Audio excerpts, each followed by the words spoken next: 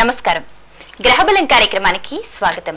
మన జీవితంలో ఎదురయ్యే ప్రతి సంఘటనను శాస్త్రీయంగా సవివరంగా మనకి తెలియచేసే మానవ జీవన భవిష్య దర్శన సమాహారమే జ్యోతిష్యం. అటువంటి జ్యోతిష్య శాస్త్రంలో 3 సార్లు గోల్డ్ మెడల్ సాధించిన ప్రముఖ జ్యోతిష్యులు డాక్టర్ శంకరమంచి రామకృష్ణ శాస్త్రి గారు లైవ్ లో సిద్ధంగా ఉన్నారు. మీకున్నటువంటి ఎటువంటి జాతక సమస్యలకైనా తగిన సలహాలు సూచనలతో పాటు పరిష్కార మార్గాలను తెలియజేస్తారు. మీరు కూడా వారితో మాట్లాడాలనుకుంటే స్క్రీన్ పై నంబర్స్ కి కాల్ చేయండి. కాల్ చేసే ముందు దయచేసి టీవీ వాల్యూమ్ పూర్తిగా మ్యూట్ చేసి టీవీకి దూరంగా వచ్చి మాట్లాడండి. అలాగే నిన్నటి కార్యక్రమంలో నక్షత్ర మండలానికి సంబంధించి ఎన్నో అద్భుతాలను చూపించారు. భూస్థానం గురించి కూడా తెలియజేస్తారు కదా. మరి అలాగే ఈ రోజు కార్యక్రమంలో నక్షత్రాల గురించి వివరంగా తెలియజేయబోతున్నారు, చూపించబోతున్నారు. కనుక కార్యక్రమం ఆశాంతం ఆసక్తిగా చూస్తూ ఉండండి. నమస్కారం అండి. నమస్కారం. గ్రహబలం కార్యక్రమానికి స్వాగతం అండి. సుస్వాగతం. మరి ఈ రోజు కార్యక్రమాన్ని మనం మహాలక్ష్మి సహస్రనామ స్తోత్రంతో ప్రారంభిద్దామా? తప్పకుండా. ఓం శ్రీ మహాలక్ష్మీ దేవతాయై నమో నమః. దిగ్వస్త్రా నవవస్త్రా చ కన్యకా కమలోద్భవ శ్రీ సౌమ్య లక్షణాతీత దుర్గా సూత్ర ప్రబోధిక శ్రద్ధా మేధా కృతి ప్రజ్ఞా ధారణా కాంతిరేవ చ శృతి స్మృతిర్ధృతిర్ధన్య భూతిరిష్టిర్మనీషిణి విరక్తిర్వ్యాపిని మాయా సర్వమాయా ప్రభంజని మాహేంద్రీ మంత్రిణి సింహీ చేంద్రజాలస్వరూపిణి అవస్థాత్రయ నిర్ముక్త గుణత్రయ వివర్జిత ఈషణత్రయ నిర్ముక్త సర్వరోగ వివర్జిత యోగి ధ్యానాంతగమ్యా చ యోగ ధ్యాన పరాయణ త్రయీ శిఖా విశేషజ్ఞ వేదాంత జ్ఞాన రూపిణి భారతీ కమలాభాస పద్మా పద్మావతీ కృతి గౌతమీ గోమతి గౌరీ ఈశానీ హంసవాహిని నారాయణీ ప్రభాధార శాంకరీ శంకరాత్మజ చిత్రఘంటా సునందా శ్రీర్మానవి మను సంభవ. శ్రీ మహాలక్ష్మి దేవతాయై నమో నమః.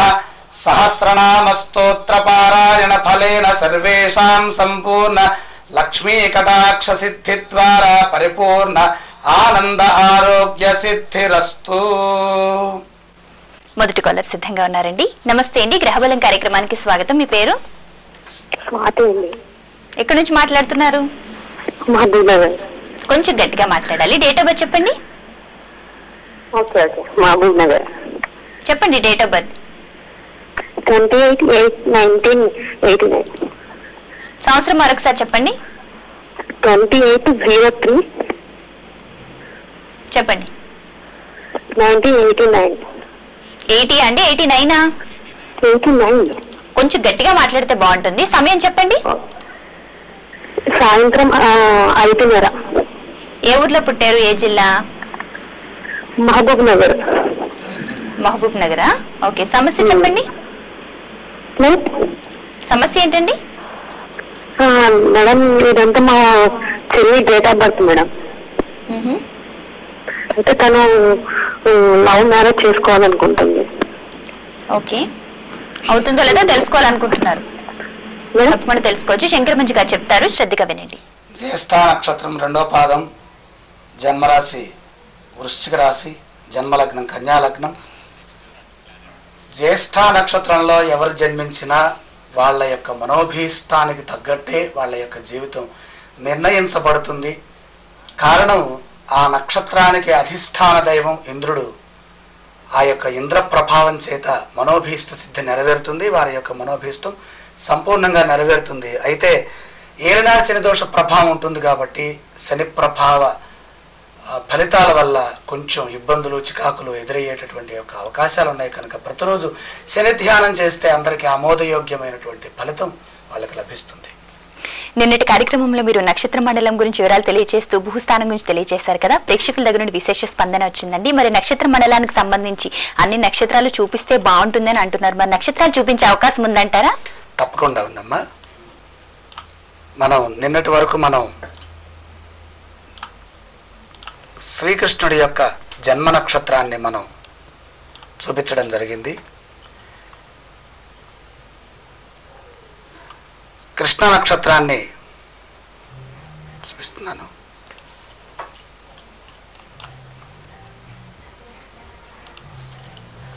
చూపిస్తాను. ఇది ఒక్క నిమిషం. ఇది శ్రీకృష్ణుడి యొక్క జన్మ నక్షత్రం. దీన్నే మనం ఎల్డబెర్న్ అని చెప్పి నిన్న పిలిచాం. మనం కృష్ణుడి యొక్క నక్షత్రం తర్వాత మనకి ఉన్నటువంటి నక్షత్రాలలో నక్షత్ర మండలాల్లో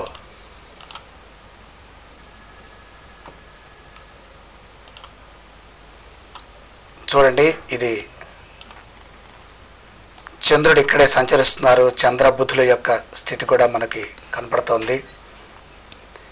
దీని పక్కనే బృహస్పతుల వారు కూడా ఇక్కడే ఉన్నారు. దేవగురువు అయినటువంటి బృహస్పతి యొక్క స్థితి కూడా మనం దర్శించవచ్చు. తర్వాత రోహిణీ నక్షత్రం తర్వాత అత్యంత శ్రేష్టమైన నక్షత్రం రోహిణి, తర్వాత మృగశిర, అల్నాథ్ అని పిలుస్తాము. ఈ మృగశిర నక్షత్రం యొక్క ప్రభావం ఈ యొక్క వృషభ రాశి మండలంలో, ఈ వృషభం అంటే ఈ ఎద్దు యొక్క 2 కొమ్ములలో కుడి కొమ్ము పైన ఉన్నటువంటిది. ఇది చాలా శ్రేష్టమైన నక్షత్రము. ఈ నక్షత్రాన్ని మనం చూస్తే చాలా విశేషమైనది. ఇదే మృగశీర్ష నక్షత్రం, మార్గశిర మాసానికి సంబంధించినటువంటి యొక్క గొప్ప నక్షత్రం ఇది. మృగశిర తర్వాత ఆర్ద్ర నక్షత్రం చాలా శ్రేష్టమైనది. ఈ ఆర్ద్రని బీటల్ జ్యూస్ అని పిలుస్తాం మనం. ఈ నక్షత్రాన్ని చూస్తే ఇది ఈ విధంగా ఇక్కడ ఉంటుంది, ఆర్ద్ర నక్షత్రం. ఈ ఆర్ద్ర నక్షత్రం తర్వాత ఆరుద్ర, తర్వాత వెంటనే పునర్వసు, పొలక్స్ అని చెప్పని మనం దీన్ని వ్యవహరిస్తాము. దీంట్లో ఈ పొలక్స్ అనే నక్షత్రాన్ని మనం దర్శించవచ్చు. ఇదే పునర్వసు నక్షత్రం శ్రీరామచంద్రుడు జన్మించిన నక్షత్రంగా చెప్పేటటువంటి అతి శ్రేష్టమైనటువంటి గొప్ప నక్షత్రం ఇది. ఈ పునర్వసు తర్వాత మృగశిర, ఆర్ద్ర, పునర్వసు తర్వాత పుష్యమి నక్షత్రం. పుష్యమి నక్షత్రం అంటే బీటా క్యాన్సర్ అంటే ఇగో ఇది ఈ నక్షత్రం. దీన్నే పుష్యమి నక్షత్రంగా మనం వ్యవహరిస్తాం. ఈ పుష్యమి నక్షత్రం ఎక్కడ ఉన్నది అంటే కర్కాటక రాశిలో 2వ పాదము దగ్గర, ఈ యొక్క పాదముల్లో ఎడం పాదం అంటే 1, 2, 3వ పాదం కింద కనపడుతోంది. ఇది చాలా శ్రేష్టమైనటువంటి నక్షత్ర మండలం. ఇదంతా కూడా కర్కాటక రాశి మండలం. పునర్వసు, పుష్యమి తర్వాత ఆశ్లేష. ఈ ఆశ్లేష నక్షత్రం చాలా ప్రభావవంతమైంది. ఈ ఆశ్లేష నక్షత్రాన్నే కర్కాటక రాశి మండలంలో మధ్య నక్షత్రంగా భావిస్తాము. అలాగే మన మహర్షులు చేసినటువంటి మరొక గొప్ప ఊహ, సర్పం యొక్క శిరస్సులో ఉన్నటువంటి నక్షత్రాలలో అత్యంత శ్రేష్టమైన నక్షత్రము ఇది హైడ్రా అంటాం. ఈ నక్షత్రాన్ని మన వాళ్ళు ఆశ్లేష నక్షత్రంగా, ఇదగం సర్పేభ్యో హవిరస్తు జుష్టం అని చెప్పేటటువంటిది. భారతీయులు చేసినటువంటి గొప్ప ఊహకి, భారతీయుల యొక్క మేధోకమల నుంచి ఉద్భవించినటువంటి ఈ సర్పాకృతి కూడా ఆకాశంలో ఈ రోజున మనకి దర్శనమిస్తోంది. చాలా శ్రేష్టమైన నక్షత్రం ఇది. ఆశ్లేష తర్వాత మఘా నక్షత్రము. ఈ మఘా నక్షత్రాన్ని మనం చూస్తే, మఘా నక్షత్రం చూసి మళ్ళీ మిగతా నక్షత్రాలను చూద్దాం. మఘ తర్వాత ఇదే మనం రెగ్యులస్ అని పిలుస్తాము. ఇదే మఘా నక్షత్రము. ఇదంతా కూడా సింహరాశి యొక్క మండలము. ఆకాశంలో మఘా నక్షత్రం, పక్కనే శుక్రుడు ఉన్నారు. ఆయన ఒకసారి దర్శించి మనం మళ్ళీ కార్యక్రమంలోకి వెళదాం. ఓకే అండి, కాలర్ సిద్ధంగా ఉన్నారండి. నమస్తే అండి, మీ పేరు చెప్పండి. హలో, నమస్కారం, మీ పేరు? 24/7/74 మేడం. ఓకే, ఇంతకీ మీ పేరేంటండి? త్రిమూర్తులు మేడం. ఎక్కడి నుంచి కాల్ చేస్తున్నారు? ఈస్ట్ గోదావరి, కాకినాడ నుంచి మేడం. డేట్ ఆఫ్ బర్త్ ఎవరిదండి? నాదే మేడం. ఓకే, సమయం చెప్పండి, పుట్టిన సమయం. ఇది అంటే 24 మేడం, మిడ్నైట్ 2:11 మేడం. అది అంటే 23 రాత్రా అండి, 24 రాత్రా? అంటే 24 రాత్రి అని మేడం. అంటే నాకు డేట్ ఆఫ్ బర్త్ వచ్చినప్పుడు 24 ఉంది, కానీ 25 అని అంటున్నారు. ఓకే, ఏ నక్షత్రం చూసుకుంటున్నారు మీరు? అది కన్యా రాశి అంటున్నారు మేడం నాది. ఓకే, రాశి వరకు తెలుసు. ఓకే, నక్షత్రం శంకరమంచి గారు చెప్తారు. ఇంతకీ మీ సమస్య ఏంటండి? అంటే నేను ప్రైవేట్ గా, అంటే వేరేది బిజినెస్ చేస్తున్నాను మేడం. నేను అంటే వేరే లీజ్ మీద చేస్తున్నాను. అంటే ఏదైనా బిజినెస్ వ్యాపారం ఏముంటుంది, ఎట్లా అట్లా చేస్తాను. శంకరమంచి గారు చెప్తారు, శ్రద్ధగా వినండి. హస్తా నక్షత్రం 4వ పాదం, కన్యా రాశి, వృషభ లగ్నం. ప్రస్తుతంలో బుధుడి యొక్క స్థితి అనుకూలంగా ఉంది. గురు మహాదశలో చంద్రుడి యొక్క అంతర్దశ. బుధుడు వృషభ లగ్నానికి ద్వితీయ పంచమాధిపత్యంతో స్వక్షేత్ర స్థితిలో ఉండటం వల్ల బుధుడి యొక్క శుభస్థితి విశేష శుభయోగాన్ని ఇస్తుంది. లగ్నాల రీత్యా వృషభ లగ్నానికి యోగించే గ్రహాల్లో అత్యంత ప్రధాన కారకమైన గ్రహము బుధుడు. ఈ బుధుడు వ్యాపారానికి కూడా అనుకూలమైనటువంటి గ్రహం కాబట్టి వ్యాపార ఫలితాలు చాలా చక్కగా ఉన్నాయి. మంచి ప్రయత్నాలు చేయండి. ప్రతిరోజు విష్ణు సహస్రనామాన్ని చదవండి. బుధ బలం బుద్ధి బలం రెండు కూడా పెరిగి ఐశ్వర్య సిద్ధి లభిస్తుంది. శంకరమంచి గారు, మీరు నక్షత్రాల గురించి వివరాలు తెలియజేస్తుంటే ఒక చిన్న అనుమానం వచ్చిందండి. వివాహం అయిన తర్వాత అందరికీ అరుంధతి నక్షత్రం చూపిస్తారు కదా, మరి ఇలా నక్షత్ర మండలాన్ని చూసేటప్పుడు అరుంధతి నక్షత్రాన్ని కూడా చూసే అవకాశం ఉందంటారా? తప్పకుండా ఉందమ్మా.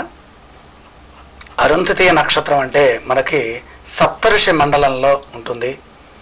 ఈ సప్తఋషి మండలం అనే దాన్ని ప్రత్యక్షంగా చూపించే ప్రయత్నం చేస్తున్నాను, చూడండి. ఇది ఆకాశంలో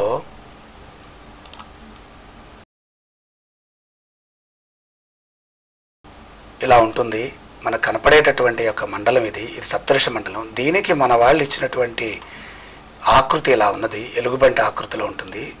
ఈ సప్తఋషి మండలంలో లాస్ట్లో 3 నక్షత్రాలు ఉంటాయి. అందులో ఈ మిజర్ అనేటటువంటి నక్షత్రమే వశిష్ఠుడి యొక్క నక్షత్రం. ఈ వశిష్ఠుడి నక్షత్రాన్ని బాగా కనుక చూసుకుంటూ వెళితే ఎల్కోర్ అని పక్కనే ఇంకొక నక్షత్రం వస్తుంది. ఇదే అరుంధతి నక్షత్రం. వివాహ సమయంలో వధువుకి ఎక్కడ ఇబ్బంది కలగకూడదని చెప్పనని, దుఃఖం రాకుండా ఉండాలని, అసలు రోదనమే తెలియనటువంటి యొక్క మహా వ్యక్తి వశిష్ఠుడి యొక్క ఇల్లాలు అరుంధతి. ఈ అరుంధతిని దర్శించడం ద్వారాగా ఈవిడికి తల్లిదండ్రులు గుర్తొచ్చినప్పుడు బాధపడటం కానీ, లేదా భర్త అత్తమామలు ఏదన్నా బాధ పెడితే దుఃఖం రావటం కానీ జరుగుతుంది. అలాంటిది లేకుండా ఉండటానికి అత్యంత ప్రకాశవంతమైంది, చాలా దూరంలో ఉన్నటువంటి గొప్ప నక్షత్రం. ఎల్కోర్ అని చెప్పని పిలుస్తారు, దీన్నే చూపిస్తారు. నిజానికి ఇది ఒక 3 నిమిషాలు కాన్సన్ట్రేట్ చేస్తే ఇలా పక్కనే తిరుగుతున్నట్టుగా కనపడుతుంటుంది. అసలైతే ఆకాశంలో ఇలా కనపడుతుంది ఈ 3 నక్షత్రాలు. దీని యొక్క స్వరూపం అంతా కలిపి మనకి ఈ విధంగా ఉంటుంది. దీని పక్కనే మనకి పోల్ స్టార్ కూడా ఉంది, ఇది కూడా దర్శించండి. దీన్నే నార్త్ పోల్ స్టార్ అని చెప్పని పిలుస్తాం. ఇది ఉత్తరార్ధగోళంలో ఉన్నటువంటి కేంద్ర బిందువు. మరిన్ని విషయాలు మళ్ళీ చూద్దాం. ఓకే అండి, నక్షత్ర మండలంలో నక్షత్రాల గురించి చర్చించుకుంటున్నాం కదా, మరి మరిన్ని నక్షత్రాల గురించి తెలియజేసే ముందు ఒక కాల్ తీసుకుందామండి. నమస్తే అండి, మీ పేరు చెప్పండి. మేడం, నా పేరు బాలస్వామి అండి. ఎక్కడి నుంచి కాల్ చేస్తున్నారు? నేను బంజారా నుంచి అండి, హైదరాబాద్. డేట్ ఆఫ్ బర్త్ చెప్పండి. 2 అక్టోబర్ 1970. మరొకసారి చెప్పండి. 2 అక్టోబర్ 1970. సమయం సాయంత్రం 6 గంటలకండి. ఓకే, ఏ ఊర్లో పుట్టారు, ఏ జిల్లా? నేను మహబూబ్ నగర్ డిస్ట్రిక్ట్ అండి. ఓకే, సమస్య చెప్పండి. మాచపల్లి. సమస్య ఏంటండి? సమస్య అది అంటే జనరల్ గా లైఫ్ ఎలా ఉంటుంది తెలుసుకుందామని. నేనంటే ఏ స్టోన్ పెట్టుకోవాలి ఏంటి ఎట్లా? ఏం చేస్తుంటారు మీరు? నేను బిజినెస్ అండి. ఓకే అండి, శంకరమంచి గారు మీ సమస్యకు పరిష్కార మార్గం చెప్తారు, శ్రద్ధగా వినండి. స్వాతి నక్షత్రం 1వ పాదం, జన్మరాశి తులారాశి, అలాగే జన్మలగ్నం మీనలగ్నం. ప్రస్తుతంలో శని మహాదశ నడుస్తోంది. శని గ్రహం జన్మలగ్నాతు ద్వితీయ స్థానంలో, వాక్స్థానంలో, ధనస్థానమైనటువంటి కుటుంబ స్థానంగా పిలువబడుతున్నటువంటి 2వ రాశిలో నీచులో ఉండటం వల్ల ఈ యొక్క శని ఇచ్చేటటువంటి దశా ఫలితాలు కొంచెం స్వల్పంగా దోషాన్ని ఇస్తున్నాయి. అలాగే అష్టమ స్థానంలో చంద్రుడు ఉన్నాడు. అలాగే ఏలినాడు శని దోషం ప్రభావం కూడా కనపడుతుంది. ప్రతిరోజు కూడా శని ధ్యానం చేయండి. ప్రధానంగా రాళ్ళు ఇచ్చేటటువంటి యొక్క ఫలితాలు చాలా తక్కువగా ఉంటాయి. ఆ రత్నం కలిగించే ఫలితం మనకి 100కి 1%, 0.5% ఉంటుంది. బాగా దోషకాలంలో ఉన్నప్పుడు మాత్రం రత్నం ధరిస్తే ఆ 1% వచ్చినా పర్వాలేదనే భావన ఉంటుంది. కాబట్టి ఆ రాజులు ఆ రత్నాలని పూజ చేసే అవకాశాలు తక్కువగా ఉన్నప్పుడు వాళ్ళు ధరించేవాళ్ళు, మనం కూడా ధరించవచ్చు. కానీ రత్నాలు మోసే కంటే కూడా రత్నం లాంటి మంత్రం ఒకటి ఉంటుంది, శని ధ్యానం, దాన్ని చేయండి. మీకు నచ్చితే ఎలాంటి రత్నాలైనా పెట్టుకోండి. స్టేటస్ కోసం మాత్రమే రత్నాలు ధరించడం జరుగుతుంది జాతకంలో. గ్రహదోష నివారణార్థమై పూజల వల్ల ఎక్కువ ఫలితం వస్తుంది. దైవారాధన, విగ్రహారాధన వల్ల వస్తుంది. మనిషి యొక్క గొప్పతనాన్ని, మంచి మనస్సుని కలిగించే రత్నాలు కాబట్టి వీలైతే చంద్రుడి యొక్క ప్రభావం స్వాతి నక్షత్రంలో ఉంది కాబట్టి గోమేధికాన్ని ధరించడం మంచిది. దశాపరంగా శని బాలేదు కాబట్టి నీలం పెట్టుకుంటే మంచిది. రత్నములు కేవలం మానసిక ఆనందాన్ని ఇస్తాయి కానీ జ్యోతిష ఫలితాలను ఇచ్చేటటువంటి యొక్క ప్రభావం అంతరిక్ష పరిశోధనలో ఎక్కడ కూడా జ్యోతిష శాస్త్ర గ్రంథాల్లో ఏ శ్లోకంలో కూడా ఈ గ్రహదోషం నడుస్తున్నప్పుడు ఈ రత్నాన్ని ఇన్ని క్యారెట్స్లో ఈ వారం ఈ యొక్క లోహంలో ధరించండి అని లేదు. తర్వాత మన బుద్ధి కమలంలోంచి ప్రయోగం నుంచి వచ్చినటువంటి యొక్క స్థితి, దాని రీత్యా డబ్బులు ఖర్చు పెట్టకుండా ఆ డబ్బుల్ని దాచుకోండి. ధన రూపంలో మంత్రాన్ని పెంచండి, తల్లిదండ్రులను గౌరవించండి, మంచి భావంతో ఉండండి, సత్ఫలితాలు మీకు వస్తాయి. తప్పనిసరి అయినప్పుడు రత్నాలు ధరించండి. మరొక కాలర్ సిద్ధంగా ఉన్నారండి. నమస్తే అండి, మీ పేరు చెప్పండి. హలో నమస్తే అండి, మా బాబు గురించి అడుగుతున్నాను. ఇది బాబు 1 ఏప్రిల్ 1992లో పుట్టాడండి. సమయం ఉదయం 8:16 అండి. ఏ ఊర్లో పుట్టారు? ఏ జిల్లా? హైదరాబాద్ అండి. సమస్య చెప్పండి. బాబు ఫ్యూచర్ గురించి, ఇప్పుడు జాబ్స్ అవి ఎట్లా ఉంటుంది? బీటెక్ ఫైనల్ ఇయర్ చదువుతున్నాడు. జాబ్స్ గురించి ఫ్యూచర్ ఎట్లా తప్పకుండా తెలుసుకోవచ్చు. చదువుకుంటున్నారు, జాబ్ గురించి ఫ్యూచర్ గురించి తెలుసుకోవాలనుకుంటున్నారు, తప్పకుండా తెలుసుకోవచ్చు. శంకర్ మంచి గారు చెప్తారు, శ్రద్ధగా వినండి. అద్భుతమైన నక్షత్రం పొలక్స్ లో మీ యొక్క అబ్బాయి జన్మించడం జరిగిందంటే సాక్షాత్తు శ్రీరామచంద్రుడి యొక్క జన్మ నక్షత్రంగా భావించేటటువంటి ఉన్నతమైన ఫలితాలను ఇచ్చే నక్షత్రం అది. ఆ నక్షత్రంలో జన్మించిన వాళ్ళకి అత్యద్భుతమైన భవిష్యత్తు ఉంటుంది. తగిన ఎన్విరాన్మెంట్, తగిన కోఆపరేషన్ అతనికి ఇవ్వండి.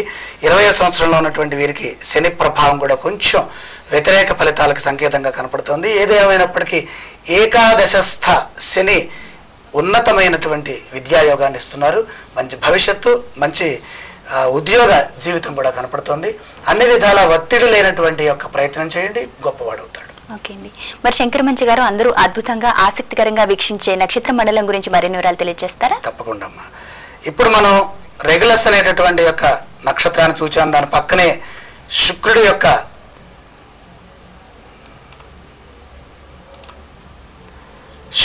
నక్షత్రాన్ని కూడా మనం శుక్రుడి యొక్క శుక్రగ్రహాన్ని కూడా మనం దర్శించాము.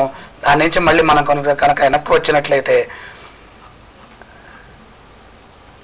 రెగ్యులస్ పక్కనే అంటే మాఘా నక్షత్రం తర్వాత ఉన్నది సింహరాశిలో సింహము యొక్క కుడికాల యొక్క తొంటి భాగంలో ఉన్నటువంటి నక్షత్రము.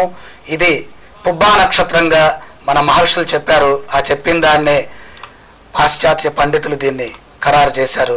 తర్వాత ఉత్తర నక్షత్రము డెనిబోలా అని పిలుస్తాము. ఇది పుచ్చంలో తోక స్థానంలో ఉంది సింహరాశిలో. ఏ రాశిలో ఏ నక్షత్రం ఉంటుందని చెప్పనని మహర్షులు వేద విజ్ఞానంతో చెప్పారు. అదే విధంగా ఉన్నాయి. ఇక్కడ మనం గమనించినటువంటి విశేషం ఏంటంటే ఇక్కడ అమ్మవారి యొక్క నక్షత్రం రాశి మండలం వస్తుంది. ఈ రాశి మండలంలో ఇప్పుడు ప్రస్తుతంలో సూర్య భగవానుడి యొక్క సంచారం కనపడుతుంది. ఉత్తర తర్వాత హస్తా నక్షత్రము. హస్తా నక్షత్రం అంటే అమ్మవారి యొక్క భుజస్థానంలో పూర్ణిమ అనేటటువంటి యొక్క పేరుతో ఉంటుంది, మోచేతికి పైన. ఇది హస్తా నక్షత్రము. ఈ హస్తా నక్షత్రాన్ని నేను కొంచెం వేగంగా చూపించే ప్రయత్నం చేస్తున్నాను. అన్ని నక్షత్రాలు ఇవాళ దర్శిస్తే విశేషం అని చెప్పిన శాస్త్రంలో చెబుతోంది. ఈరోజు చాలా మహిమాన్వితమైన రోజుగా చెప్పబడుతోంది. అలాగే ఇది స్పైక అంటాం. దీని పేరు చిత్తా నక్షత్రము. అమ్మవారి యొక్క హస్తంలో వేలాడుతున్నటువంటి కంకులలో ఉన్నటువంటి గొప్ప నక్షత్రము. దీని పక్కనే బుధుడు సంచారం చేస్తున్నారు. ఆయన్ని కూడా మనం దర్శిస్తే బాగుంటుంది. బుధుడి యొక్క దర్శనం ఆకాశంలో చాలా తక్కువగా కనపడుతుంది. బుధ దర్శనం వల్ల మనకి బుద్ధి బలం పెరుగుతుంది.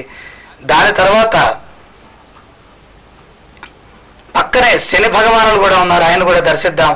నీలాంజన సమాభాసం. అనేక మంది ఈ పరిచారకులతో అంటే శాటిలైట్స్తో ఉపగ్రహాలతో ఆయన పరిభ్రమిస్తున్నారు. దాని తర్వాత శని తర్వాత ఇంకా మనకి చిత్త తర్వాత స్వాతి. ఈ స్వాతి నక్షత్రము అమ్మవారి పాదం దగ్గర ఉంటుంది. దీన్ని దర్శించండి, చాలా శ్రేష్టము, శుభప్రదము. వాయు నక్షత్రము. ఇందులో నృసింహస్వామి, ఆంజనేయ స్వామి లాంటి గొప్ప మహానుభావులు దర్శించారు. తర్వాత ఒక అద్భుతమైన నక్షత్రాన్ని ఒక కాల్ చూసి చూద్దాం. ఓకే అండి, కాల్ తీసుకుందామండి. నమస్తే అండి, మీ పేరు చెప్పండి. హలో సుగుణాకర్ అండి. కొంచెం గట్టిగా మాట్లాడండి. మీ పేరు? సుగుణాకర్ అండి. ఎక్కడి నుంచి కాల్ చేస్తున్నారు? ఇరవలూరు నుంచి అండి, నెల్లూరు. డేట్ ఆఫ్ బర్త్ చెప్పండి. 1976. చెప్పండి. బుధవారం 4:30 పూర్తి డేట్ ఆఫ్ బర్త్ చెప్పండి. అది 1976 బుధవారం 4:30 డిసెంబర్ 1 అండి. ఓకే. 4:30 అంటే తెల్లవారుజామున సాయంత్రమా? సాయంత్రం అండి. ఏ ఊర్లో పుట్టారు? ఏ జిల్లా? ఇరవలేరండి, దువ్వూరు గ్రామంలో పుట్టాడండి. ఓకే, సమస్య చెప్పండి. ఏది కలిసి రాదండి. ఉద్యోగం చేస్తున్నా వ్యాపారంలో సమస్య రాదు, కలిసి రావట్లేదు. ఏది పొలం కొన్నా ఎక్కడ ఏమి కలిసి. ఓకే మీరు ఏమాత్రం బాధపడకండి. సమస్యకు శంకరమంచి గారు పరిష్కార మార్గం చెప్తారు, శ్రద్ధగా వినండి. చిన్న రెమెడీ చెబుతానమ్మా. లగ్నము చంద్రుడు ద్విద్వాదశ స్థితిలో ఉన్నారు, అలాగే నాగదోషం కూడా ఉంది. చంద్ర రాహుకేతులకి వెంటనే పూజ చేయించండి అమ్మా.